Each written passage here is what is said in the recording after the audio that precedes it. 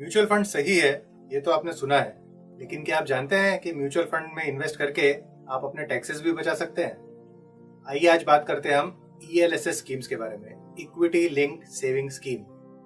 Equity linked saving scheme में invest करके आपको सेक्शन 80C के तहत टैक्स में बेनिफिट मिलता है।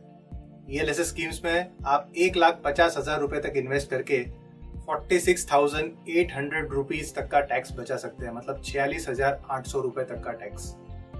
ELSS स्कीम्स इन्वेस्ट करते हैं एटलीस्ट 65% पैसा इक्विटीज में और बाकी का पैसा बॉन्ड्स या गवर्नमेंट सिक्योरिटीज में। ELSS को जनरली लोग PPF से कंपेयर करते हैं कई बार।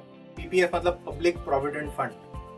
PPF गवर्नमेंट ऑफ इंडिया का एक स्कीम है जिसके अंदर भारत सरकार लगभग 7.1% टैक्स फ्री इंटरेस्ट रेट देता है। लेकिन PPF और ELSS को अगर मैं कंपेयर करता हूं तो सबसे पहला डिफरेंस जो दोनों के बीच में है वो है कि PPF में 15 साल का लॉक इन होता है। 15 साल तक आप अपना पैसा विड्रॉ नहीं कर सकते। उसके सामने ELSS में lock in is only for 3 years.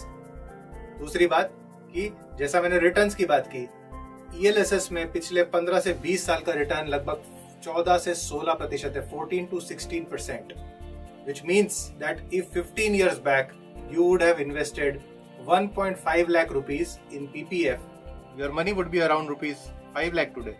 Whereas if you would have invested in ELSS, your investment value will be rupees 12 lakh approximately. So to recap, in ELSS you can do tax saving under section 80C up to rupees 46,800. Number 2, your lock-in period is very low at only 3 years. And number 3, you have a chance of making better returns because your money is invested in equities. So call your mutual fund distributor today to save tax and invest in ELSS.